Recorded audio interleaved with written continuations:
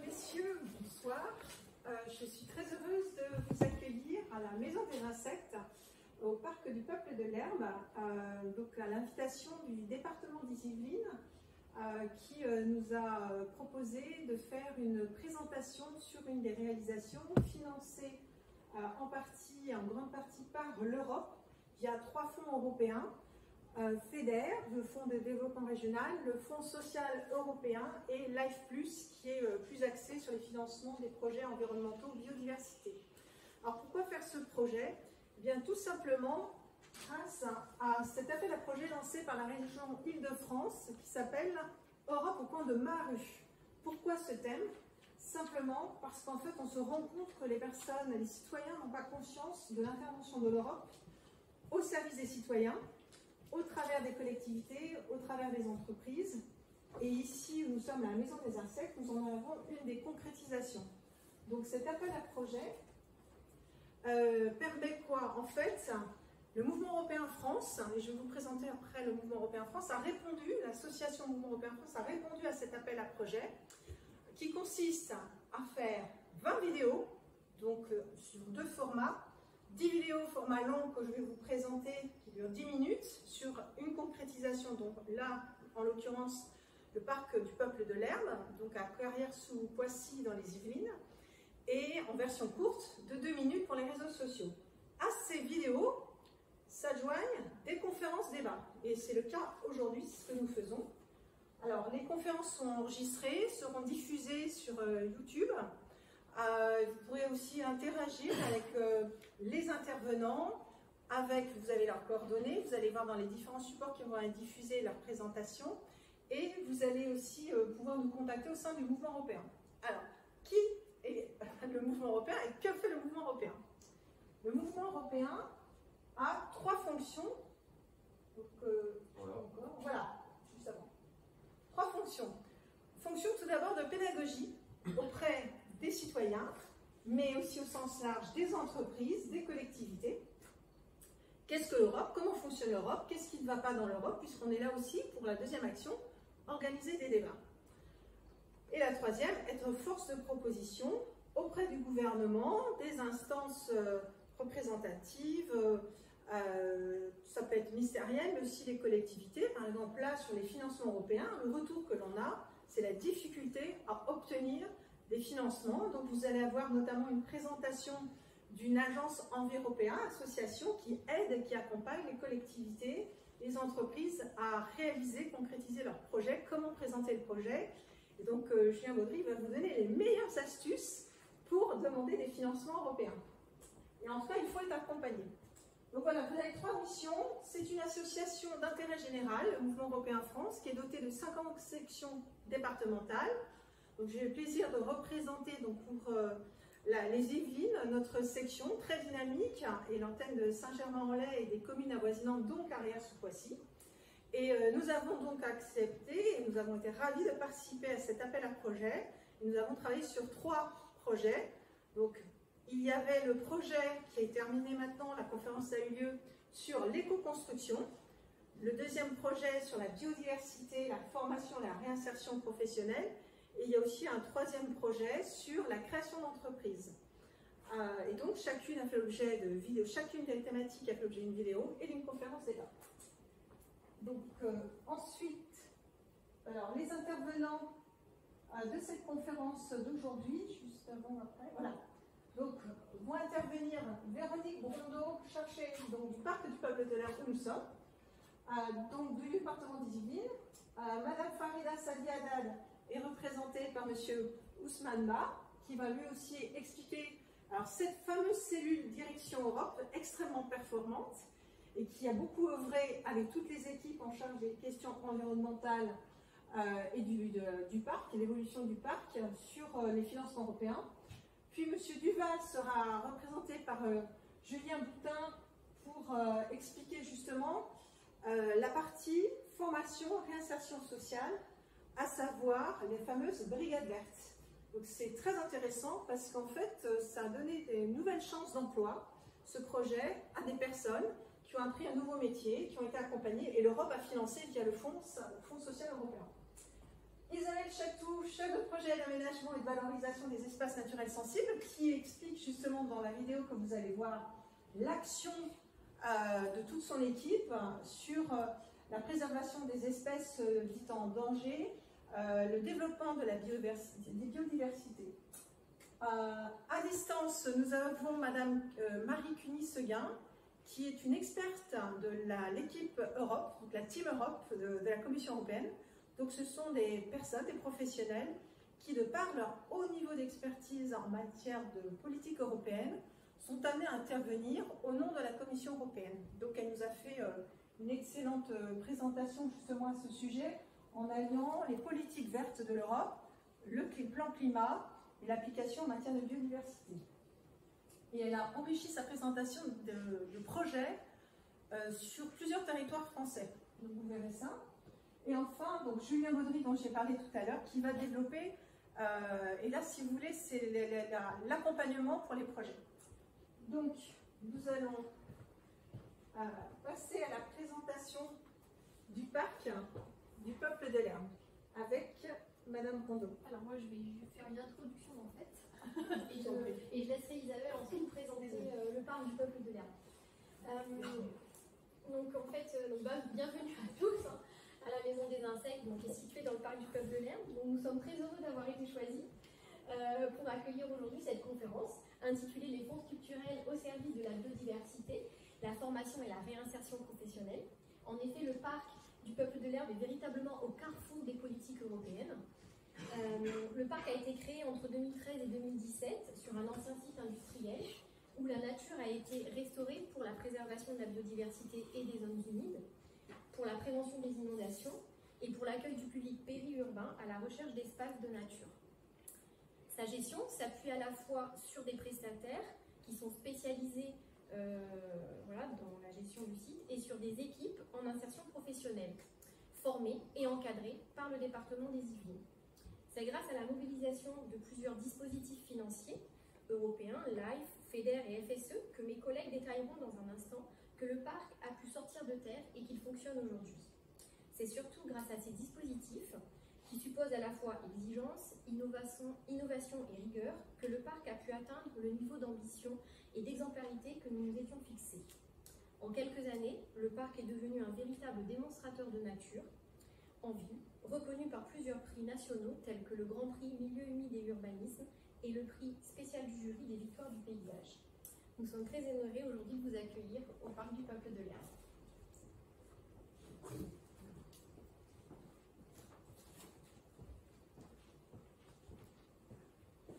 Bonjour à tous, Isabelle Chatou. Je vais vous présenter le site du parc du Peuple de l'Herbe dans cette introduction, puisqu'on vous accueille ici au sein de la Maison des Insectes sur le parc.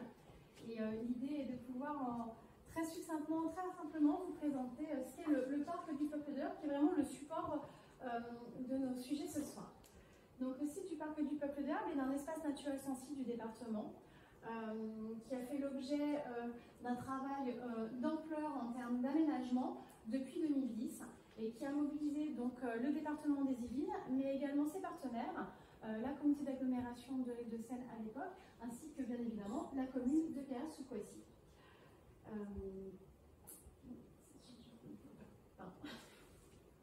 Voilà.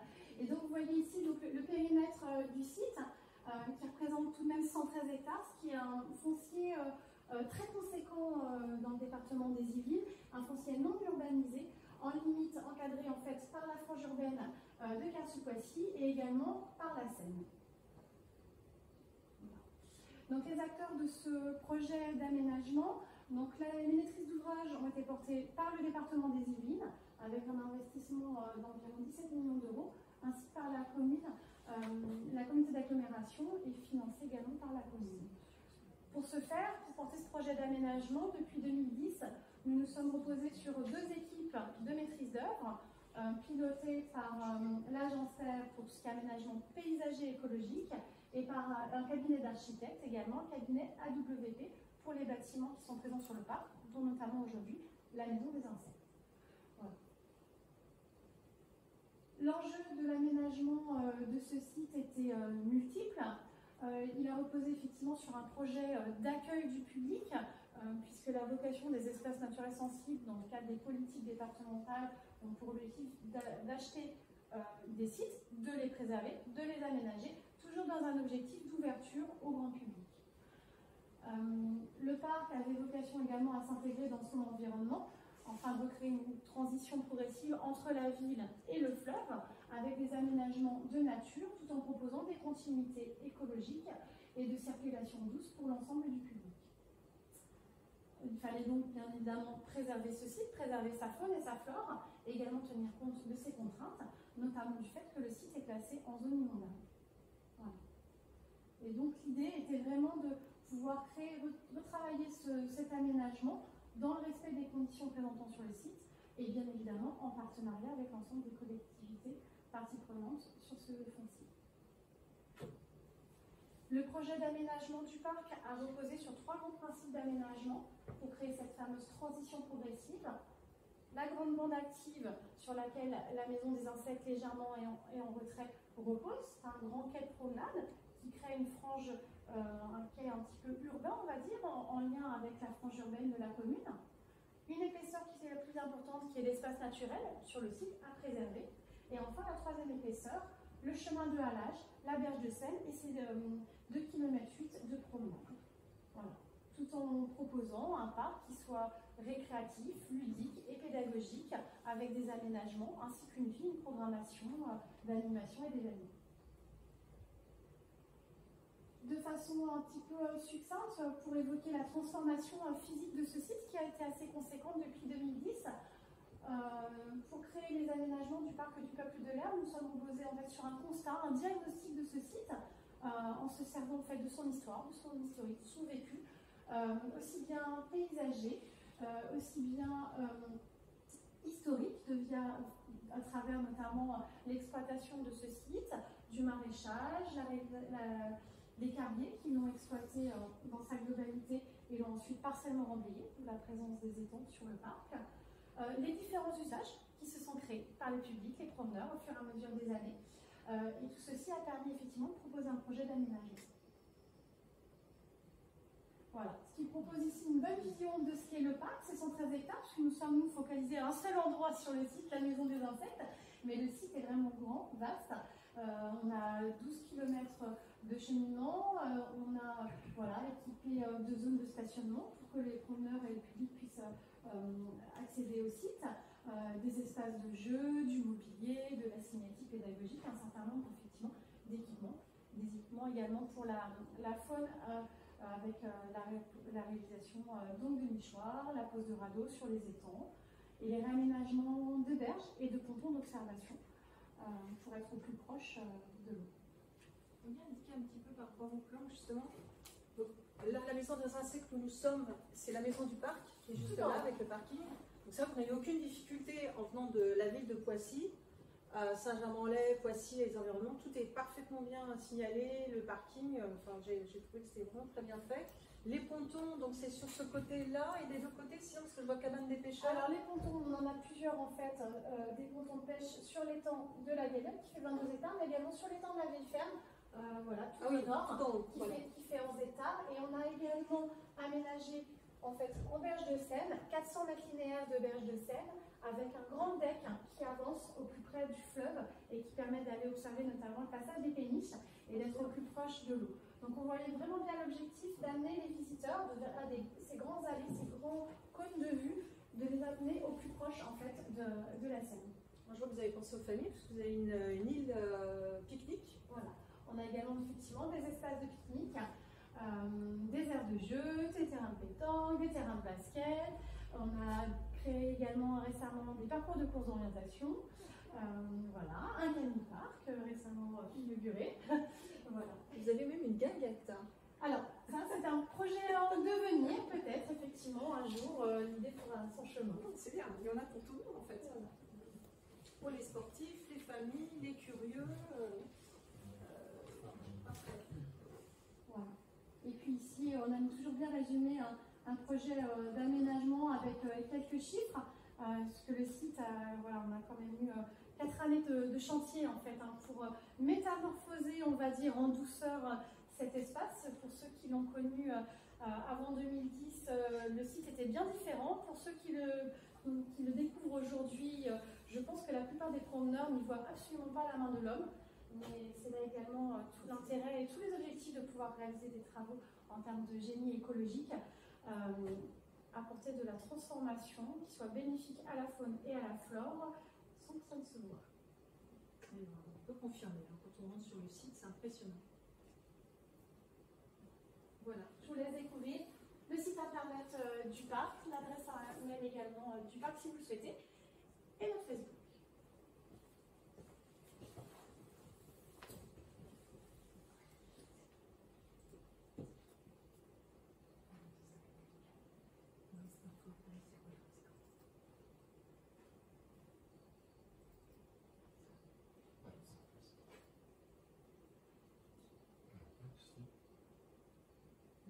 C'était à cause de moi.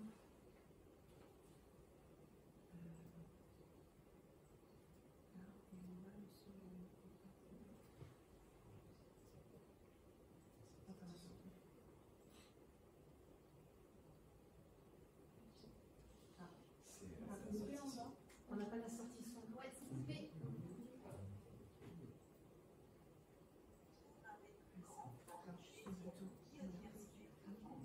Alors, nous allons projeter le fameux film de 10 minutes sur le parc du Peuple de l'Herbe.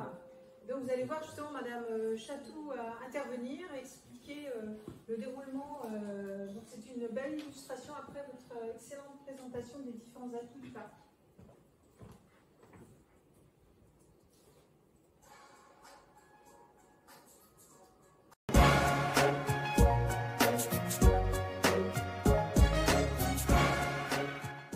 À Carrières-sous-Poissy, dans les Yvelines, se trouve un des plus grands parcs dédiés à la biodiversité d'Île-de-France, le parc du Peuple de l'Herbe. Ce parc est un immense espace naturel qui a été exploité par les carriers puis laissé à l'abandon.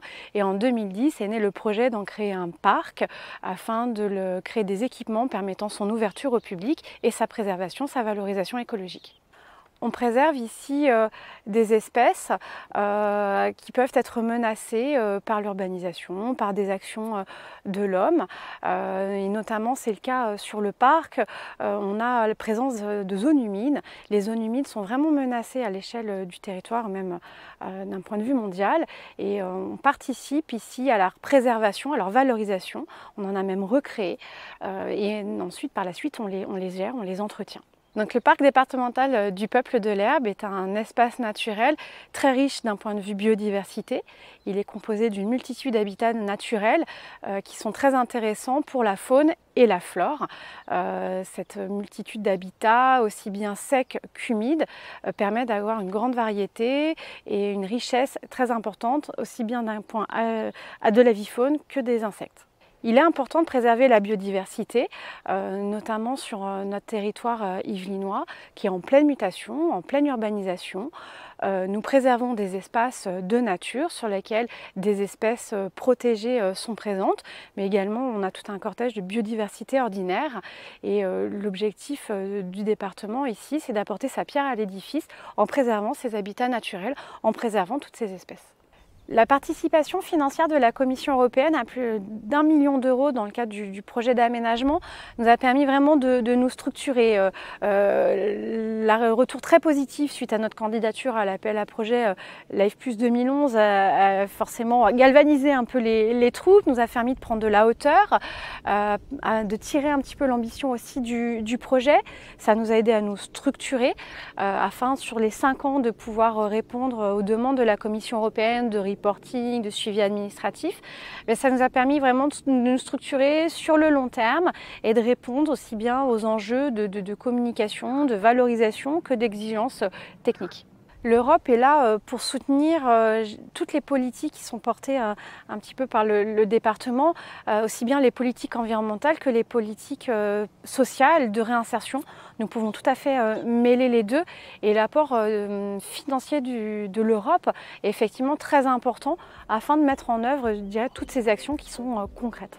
Le parc du Peuple de l'Herbe, aménagé avec le soutien de l'Union européenne, a été inauguré en 2017. Son entretien et sa valorisation sont assurés en partie par des bénéficiaires du RSA en formation jardinage.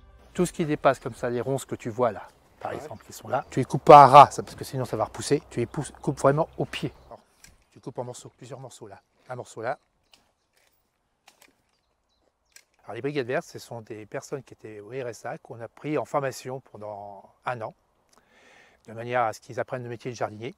Certains ne connaissaient pas, certains sont des amateurs, hein, et certains sont des professionnels quand même. Ils sont là pour se relancer dans le monde du travail. On leur apprend un peu ce que c'est que le métier. En plus ici au parc, ce qui est bien, c'est naturel. Donc ils apprennent un peu tout, ils touchent un peu à tout, au désherbage, aux tailles, aux tontes, au débroussaillage. Et ils apprennent aussi un peu les fleurs qu'il faut qu'on enlève et pour quelles raisons on les enlève. Le fait que l'Europe s'engage pour la réinsertion, je trouve ça très bien. Ça permet justement à des gens qui étaient oubliés pendant un certain temps de pouvoir revenir dans le monde du travail. Peut-être nos futurs jardiniers. L'Europe, à travers le Fonds social européen, nous aide à travers une enveloppe budgétaire de près d'1 million d'euros qui couvre toute la masse salariale et les équipements liés aux brigades vertes. L'aide de l'Europe nous permet à développer le dispositif des brigades vertes. On est parti de 25 personnes en 2017, aujourd'hui nous sommes à plus de 90 en 2022. Le dispositif des brigades vertes a été créé en 2017 pour répondre à un enjeu fort du département, de réintégrer et de former des gens qui sont sortis du milieu professionnel pour les remettre en activité. Donc ce dispositif, c'est on va dire un travail conjoint entre l'agence Activity, l'agence du département des Yvelines qui a pour mission l'insertion professionnelle, et des subventions fortes de l'Europe à travers le Fonds social européen. Ce travail commun a mis en lumière et met en action des gens issus de la reconversion professionnelle. Et donc aujourd'hui 10 personnes sur le parc qui tournent et œuvrent pour l'entretien et la valorisation des espaces naturels. L'idée effectivement, c'est toujours de... Voilà, nous avons 22 000 bénéficiaires sur le territoire du RSA. Donc l'idée, c'est d'autant plus d'en accompagner au maximum, de développer ce métier qui est en tension, le métier des espaces verts, donc à travers des métiers de formation. Donc nous avons des formateurs en interne qui les reforment au métier du jardinier. De jardinier simple, on va dire, jardinier de parc et jardin, jusqu'à des jardiniers qualifiés dans l'écologie ou la biodiversité.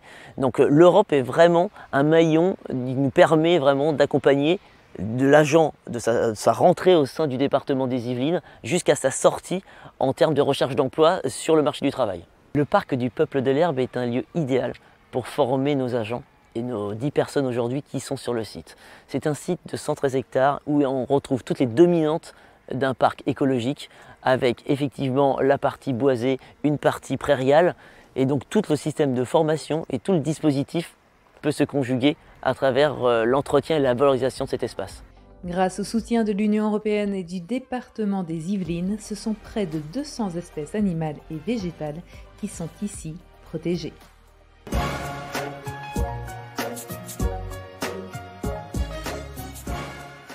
Donc, on peut vous féliciter pour ce superbe travail avec les différents métiers. Donc on va rentrer un petit peu plus dans le détail du fonctionnement du parc, de la gestion. Donc je ne sais pas, Madame Mondo, si vous voulez intervenir, ou Madame Chatou, sur une des présentations. Ou on peut passer directement aux brigades vertes avec... voilà, comme vous voulez. La mission Europe qui va... Voilà. Monsieur Ousmane Ba, je vous en prie, vous pouvez expliquer justement la direction... le fonctionnement de la direction Europe, de cette fameuse mission Europe qui a fortement contribué. Je vous en prie. Voilà, quel a été son rôle, comment vous êtes constitué aussi au fur et à mesure des années, parce que ce qu'on voit dans le cadre de ce projet de l'Europe au coin de ma rue, parfois c'est d'abord une personne et puis après plusieurs personnes qui se regroupent, parce qu'on voit aussi tout l'intérêt de se restructurer. Et ce que j'ai observé, c'est que justement la région Île-de-France qui gère les fonds européens invite les collectivités, les communautés d'agglomération, les communautés urbaines à structurer de véritables équipes, et vous en êtes un exemple. Je vous en prie. Je vous remercie. Au nom de ma directrice, d'abord, je voudrais m'excuser. Elle s'excuse parce qu'elle a eu une urgence qui fait qu'elle n'a pas pu honorer sa présence. Alors, je me nomme Ousmane Ba, je suis chargé de projet européen. D'accord. Je suis chargé de projet européen à la direction Europe du Conseil départemental des Yvelines. Alors, la direction Europe, c'est une équipe pour 2 missions principales. Alors, la première consiste en la mise en œuvre du Fonds social européen, le FSE, sur le territoire yvelinois. Et la deuxième concerne l'ouverture justement des projets européens du conseil départemental vers l'Europe. Alors, cela s'effectue notamment par ce que nous apprend la mission de veille opportunité européenne. Alors, la direction Europe et le FSE, c'est l'axe 3 du programme opérationnel national FSE, donc qui vise justement la lutte contre la pauvreté et la promotion de l'exclusion.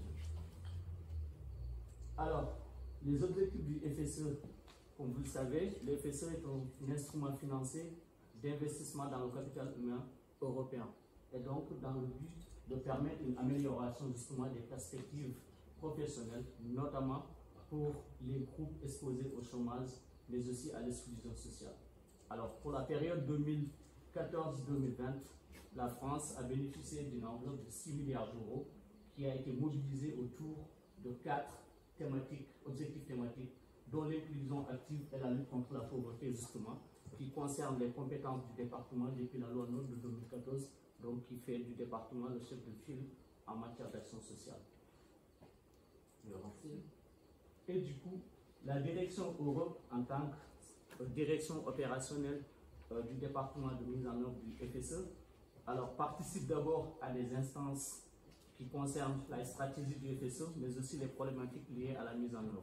À ce propos, elle rencontre l'autorité de gestion, c'est-à-dire au niveau national, qui est la DRIEX, mais également au niveau régional, avec la région, dont les comités régionaux de programmation, ou à l'occasion des comités régionaux de suivi interfonds qui est en train de se dérouler actuellement. Mais également avec les autres départements de la France, qui sont des EI, justement pour discuter des difficultés au niveau technique, au niveau stratégique. Alors, en tant que direction opérationnelle également, la direction Europe pilote justement cette axe 3 thématique qui est une délégation de l'autorité de gestion. Comme vous le savez, en France, nous avons deux types d'autorités de gestion en ce qui concerne le Fonds social européen. C'est l'État qui gère 65% de l'enveloppe du FSE en France et les conseils régionaux qui gèrent les 35% qui restent. Et donc, la direction Europe a bénéficié d'une délégation de l'État, de l'axe 3, donc qui est accompagnée d'une délégation de crédit, justement, puisque tout transfert de compétences doit être accompagné d'un transfert de moyens. Et donc, cela se traduit par une animation territoriale au niveau local. Vous pouvez passer. Et du coup, ce schéma vous montre justement ce que fait concrètement la direction Europe au quotidien par rapport aux bénéficiaires du Fonds social européen. C'est-à-dire, en tant que direction opérationnelle, nous lançons des appels à projets. Et donc, les bénéficiaires ou les porteurs de projets du territoire envoient leurs candidatures et nous, les chargés de mission, justement, concrètement, nous instruisons ces dossiers, nous étudions de la faisabilité du projet, de la viabilité financière du porteur et après, nous passons le dossier devant le comité de programmation, justement, qui approuve le projet. Et suite à cela, nous accompagnons les directions dans la réalisation du projet avec un suivi de réalisation qui se traduit par des visites sur place qui sont réglementaires, mais aussi depuis 2 ans, nous avons instauré ce que nous appelons les visites de courtoisie, c'est-à-dire que nous allons au-delà de la réglementation pour voir si effectivement le porteur est en train de mettre en œuvre le projet. À la fin de la réalisation, justement, chaque porteur doit déposer un bilan qualitatif et financier accompagné des documents comptables et non comptables. Et la direction Europe se charge du contrôle servicier, c'est-à-dire de vérifier si effectivement l'opération a été réalisée conformément à la convention, mais également si les documents justificatifs sont probants justement pour après pouvoir effectuer le paiement et le porteur pourra bénéficier de son financement. Alors, la direction Europe ou le FSE sur le territoire des Yvelines, c'est 34 500 personnes accompagnées depuis 2015-2022 pour une enveloppe de près de 25 millions d'euros, alors qui a été distribuée au travers de 13 appels à projets et c'est 98 projets qui ont été retenus. Et ces projets sont axés sur 5 types d'actions, c'est-à-dire les chantiers et les entreprises d'insertion. Je vous cite l'exemple des projets des Restos du Cœur ou de l'association Aptiment. Accompagnement global de parcours, les étapes de parcours, notamment les CPIP, les coordonnateurs de parcours d'insertion professionnelle, des sensibilisations des entreprises à l'insertion. Là, nous promouvons tout ce qui est les clauses d'insertion qui permettent au public éloigné de l'emploi d'intégrer le marché du travail. Aussi, il y a de l'animation territoire. Voilà les 3 actions qui sont concernées.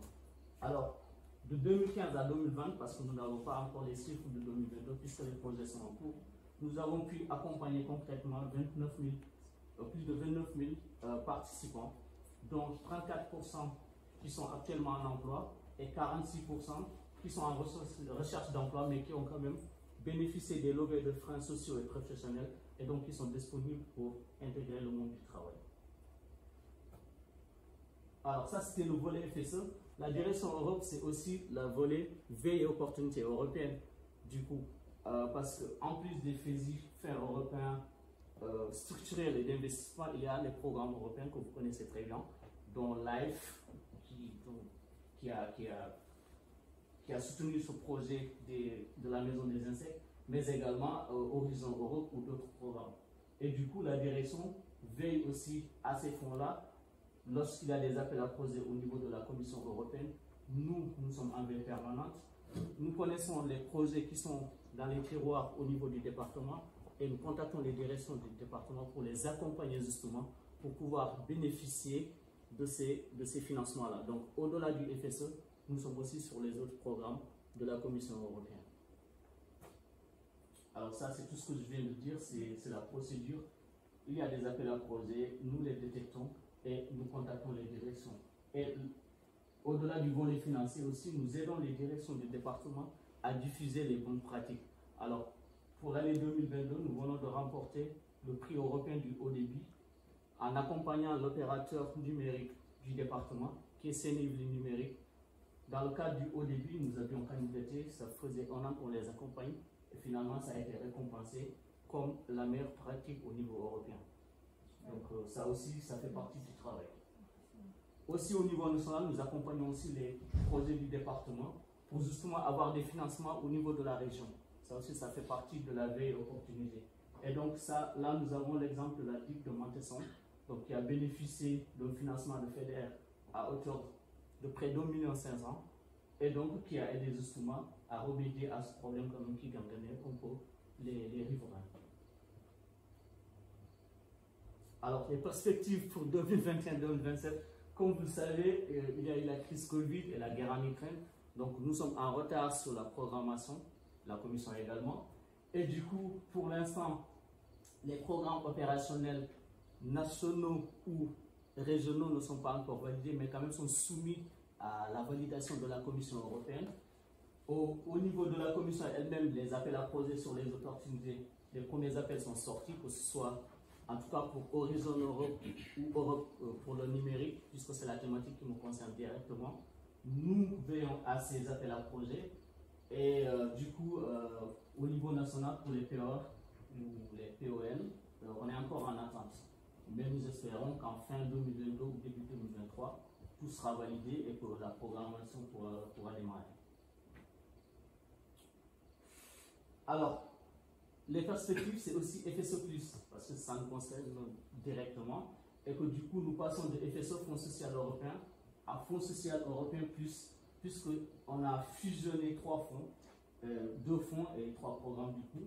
C'est le programme pour l'emploi et l'innovation sociale, le Fonds social européen lui-même et l'initiative pour l'emploi des jeunes, et le programme pour la santé et le programme d'aide aux démunis, donc qui ont été regroupés pour motif de simplification des fonds et programmes européens, souvent qui fait fuir les gens parce que c'est trop complexe et qu'il y a une multitude de fonds et de programmes.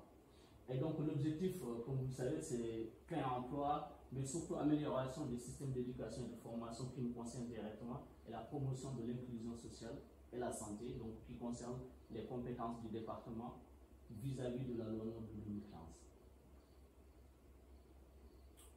Ça pouvait passer puisque là nous sommes.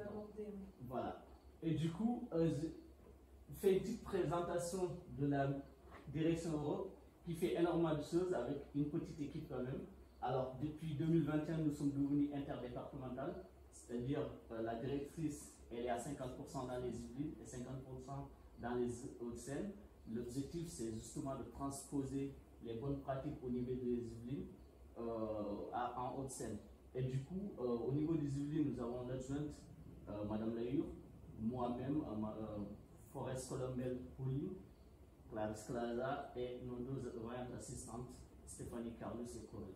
Et du niveau des Hauts-de-Seine, pour l'instant, nous n'avons que l'adjoint qui vient de Victoré et ils sont en cours de recrutement. Voilà en gros ce que la petite direction.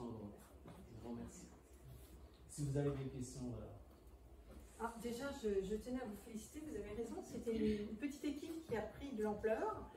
Vous êtes 9 et maintenant vous travaillez en interdépartemental, ce qui montre en fait que voilà, le département des Yvelines est extrêmement performant et puis vous arrivez sur tous les volets. Votre présentation est très pédagogique et c'est ça qui est intéressant, c'est qu'en même temps vous faites passer le message que la commission aussi a été critiquée sur la complexité de ces financements quand il faut répondre à ces demandes de financement. Et derrière, elle a fait quand même des réformes puisqu'elle a créé FSE+, pour regrouper plusieurs fonds. Et ça, c'est une bonne chose. Et c'est aussi, de par votre mission, c'est aussi un moyen d'alerter en disant c'est trop complexe, il faut revoir ces points-là. Je vous félicite pour le prix que vous avez remporté parce que c'est une belle récompense. En tout cas, quand je vois déjà ces présentations, je disais tout à l'heure à une personne, voilà, c'est un projet yvelinois et qui mérite d'être présenté partout en Europe. Voilà, moi je vous le dis, c'est une très belle réalisation, le film en témoigne et vos exposés aussi. Alors justement, on va développer une des thématiques liées à l'emploi, à savoir donc qui s'appelle l'époque FSE. Donc monsieur Julien Martin qui travaille, pardon, Blotin, pardon, excusez-moi. Monsieur Julien Blotin va vous expliquer ce qui a été présenté dans le film. Par Michael Duval. Voilà. Donc je vous laisse justement faire cette présentation. Merci. Bonjour à tous. Donc Boutin Julien, donc adjoint sous-directeur, sous-direction de parc, paysage et environnement, donc au sein du département des Yvelines. Donc Isabelle vous a présenté ce magnifique parc du Peuple de l'Herbe, et pour qu'il reste magnifique, il faut l'entretenir. Donc je vais vous présenter un peu ce dispositif un peu innovant qu'on a créé en 2017 qui a pris une ampleur considérable grâce notamment au FSE. Donc un premier constat, le département des Yvelines et l'Institut qui verse le RSA. Donc on a environ 22 000 allocataires sur le département et comme le disait Michael Duval dans la vidéo précédente, le métier de jardinier est en tension, c'est-à-dire qu'on a du mal à recruter surtout des jeunes qualifiés dans ce domaine. Donc on s'est dit, voilà, au lieu d'avoir des gens qui touchent le RSA, qui sont à domicile et qui ont un échec professionnel ou des fois personnel, autant essayer de les remettre sur le marché du travail et de les accompagner, soit pour après continuer dans le métier d'espace vert, soit pour changer de branche. Mais en tout cas, le principal objectif, c'est de les réintégrer sur le marché du travail. Donc en 2017, on a fait le premier test, à peu près 25 personnes en insertion. Ça a très bien marché. Et du coup, on s'est dit, voilà, pour continuer à grandir, pour être force de proposition, il nous faut des fonds supplémentaires. Et donc, grâce à la direction Europe du département qui nous a accompagnés et on a pu répondre donc, à l'appel à projet, avoir donc, près de 50% quand même de subventions sur notre masse salariale et frais annexes, qui correspond en moyenne donc, à un peu plus d'1 million d'euros quand même. Donc la sous-direction parc, paysage et environnement. Donc on a à peu près 113 agents avec 2 services. Un service un peu plus espace naturel, forêt, prairie, et un autre service vraiment espace vert, donc espace vert autour d'un bâtiment appartenant au foncier départemental. Donc là on est environ à 76 personnes en insertion aujourd'hui. Donc quand même, personnes en insertion, il faut de l'encadrement. Donc on a 17 chefs d'équipe. À savoir que dans nos 17 chefs d'équipe, 4 sont issus de l'insertion. Ça, c'est vraiment une belle finalité de parcours, c'est que voilà, sur l'année de contrat de personnes d'insertion, on a détecté des très bons agents qui avaient du leadership, qui savaient mener les équipes. Donc en fait, le département les a recrutés par la suite en contractuel. Donc après, je vais évoquer les différents secteurs d'activité, espaces verts, donc dans les forêts, etc. Effectivement, donc on grossit, donc on se déploie sur le département. Au tout début, on était simplement localisé donc sur Versailles, le domaine de Marie-Elisabeth. Et donc là, on essaie voilà, de territorialiser sur le département pour avoir des interventions beaucoup plus rapides et être à proximité et réduire les déplacements pour aller sur les chantiers. Donc, vous voyez à peu près 172 sites entretenus quand même. Donc les collèges, le département s'occupe de la gestion des collèges. On en a 116 sur le département. Les gendarmeries et les bâtiments sociaux et le SDIS, donc c'est les sapeurs-pompiers. Les commissions de recrutement, comment ça se passe? Là, donc, le Activity, qui est un de nos principaux partenaires pour l'insertion, a missionné donc 2 associations sur le département pour faire un pré-recrutement de personnes en réinsertion. À la suite de ce pré-recrutement, un de nos agents, François Jacquinet, va les rencontrer et passer un entretien pour pouvoir ensuite les recruter si c'est possible et les insérer dans nos équipes.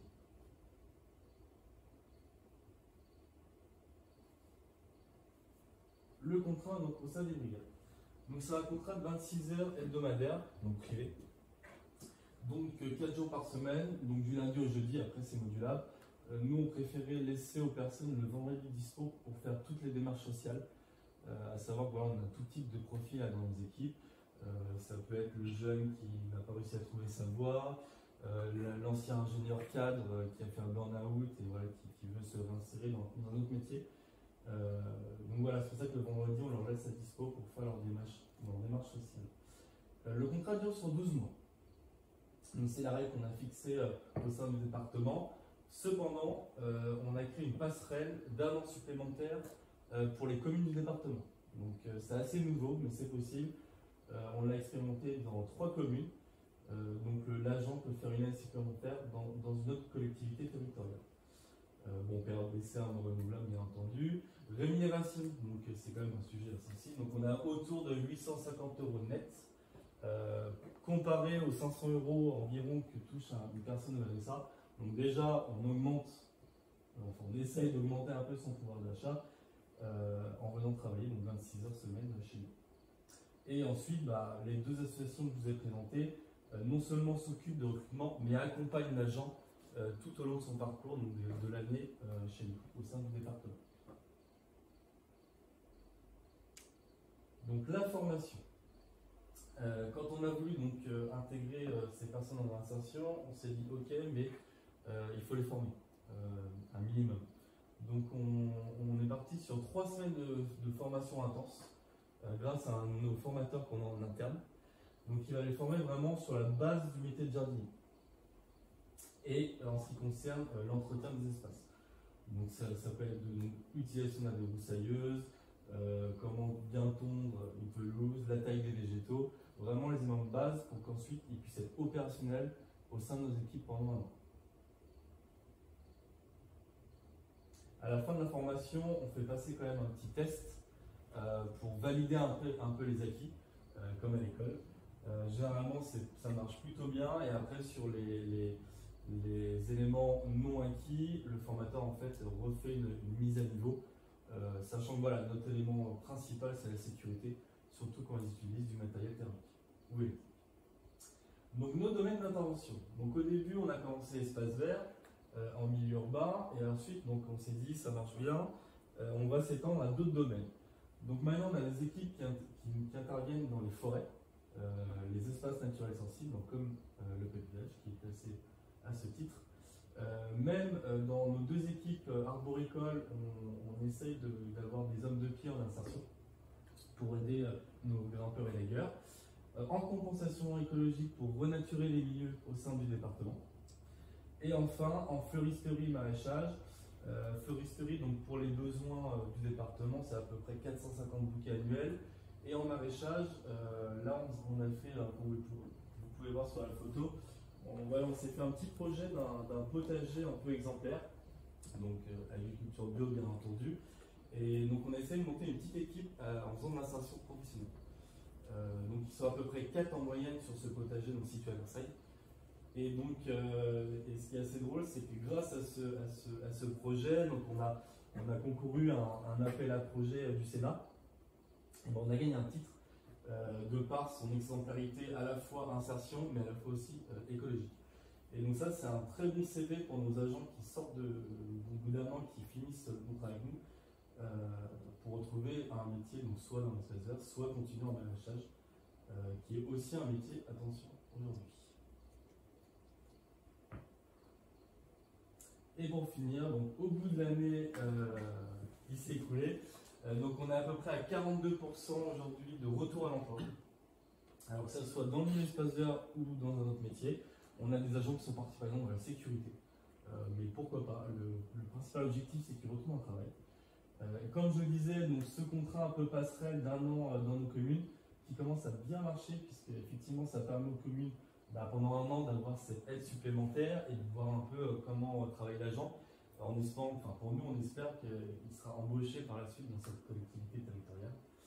Et donc, comme je le disais, alors ça c'est le must du must, donc c'est l'agent en insertion qu'on recrute directement en tant que chef d'équipe. Voilà, de par son parcours et son leadership. Et bien entendu, on continue à les suivre après cette année. Et en faisant fonctionner nos réseaux pour essayer de trouver un métier à ceux qui n'ont pas pu en avance. Je vous remercie. Merci beaucoup, M. Bletin. C'est une très belle réussite. Puis alors justement, le fait de pouvoir progresser en devenant chef d'équipe, ça oui, c'est ça. Voilà, ça c'est vraiment fondamental. Il y a aussi la transmission du savoir-faire, parce que ceux qui ont eu la formation un an, qui vont sur une autre collectivité, par exemple un an, donc c'est intéressant aussi de voir qu'il y a cette passerelle, peuvent également donner les bonnes pratiques qu'ils ont appris ou qu'elles ont apprises, justement grâce à votre brigade verte. C'est une très belle réalisation et justement porteuse d'emploi, et c'était l'objectif assigné par la Commission européenne, et on voit qu'il y a une vraie entraide, tant par le témoignage du film et votre exposé très éclairant sur le sujet, très précis. Merci infiniment, M. Bletin. Alors, nous allons vous diffuser la présentation de Madame Cuny Seguin, qui est experte en matière d'environnement et biodiversité à l'Union européenne. Alors, c'est juste...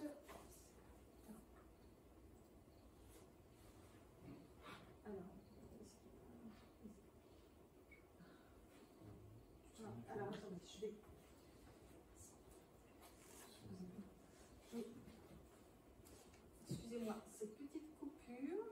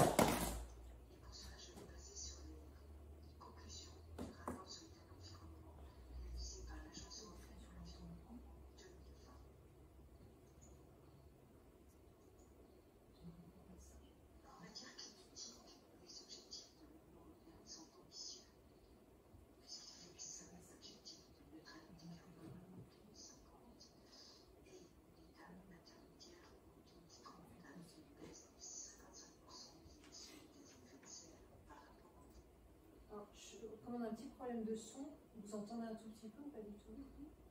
Oui. On n'a pas la connexion son.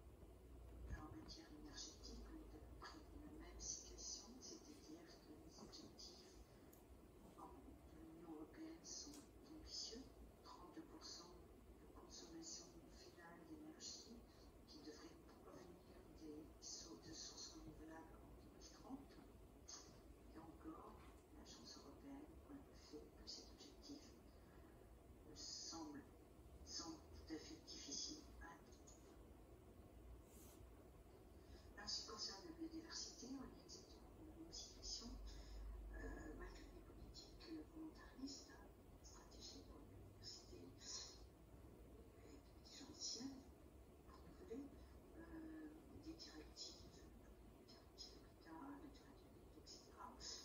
Il faut rappeler que le site Natura 2000 existe en Europe, qui couvre à peu près 18% du territoire. Malgré toutes ces politiques, le déclin de la biodiversité continue. Donc, l'objectif européen de stopper l'érosion de la biodiversité ne semble pas pouvoir être atteint. Alors, si vous regardez les conclusions du rapport, elles sont assez alarmantes, puisque l'agence écrit les trajectoires actuelles sont fondamentalement non durables. Le temps commence à manquer pour apporter des réponses crédibles qui permettraient d'infléchir la tendance.